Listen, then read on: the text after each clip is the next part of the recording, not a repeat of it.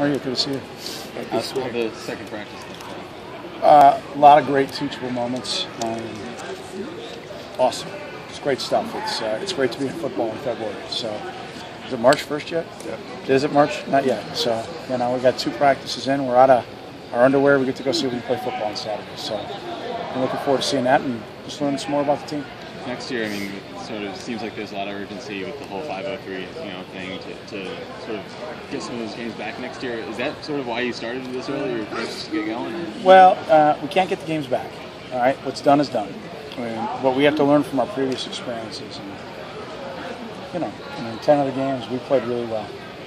We had people down, or we had to come back a little bit, and then once we had momentum, we were able to kind of choke that team out and put them away.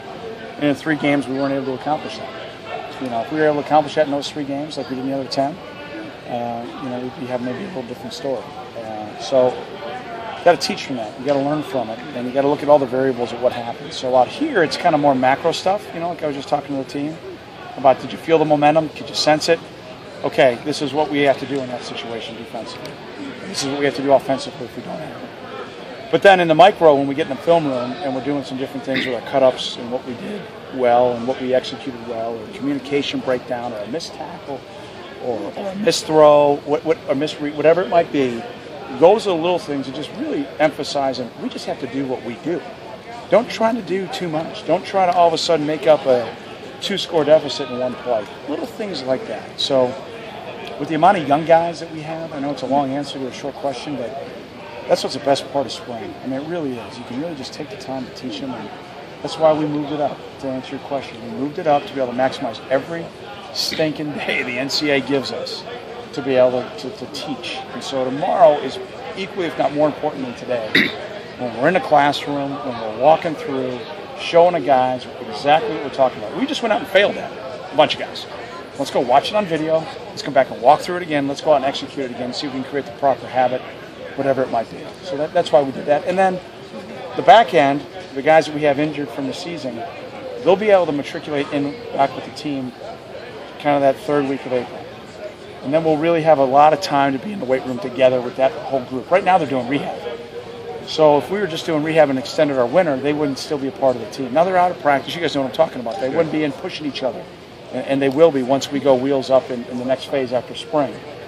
So a lot went into the decision, but hopefully we'll get some benefits from it. I feel like I ask you every spring, what are you hoping to accomplish with these practices, either teaching, developing, that kind of thing, evaluating? Yeah, all of it, Chris, really, all of it. It's who are you? What do you do well? How much confidence and trust do you have in yourself? What do we see as coaches in you that we believe your strengths are?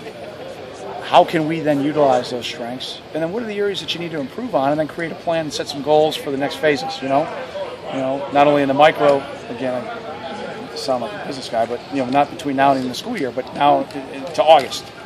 And how can we improve? So, again, a lot of stuff going on. It's a great time. But it's a learning time for you, too, though, right? Huge. About the players. Huge. And how they've changed over the winter. Yeah, for the older guys, Skip, I know a lot. Yeah. For the Travion Henrys and for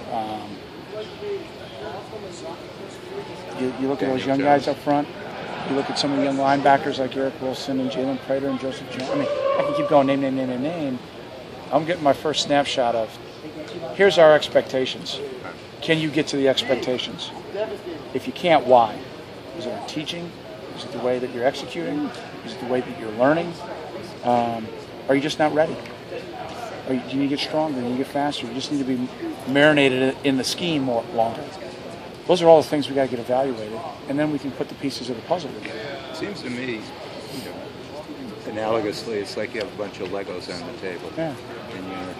Well, that's what I said yesterday. That's what I said yesterday about putting a puzzle together, right? Okay. We got a 110-piece puzzle with some of the pieces from last year that everybody can see gone.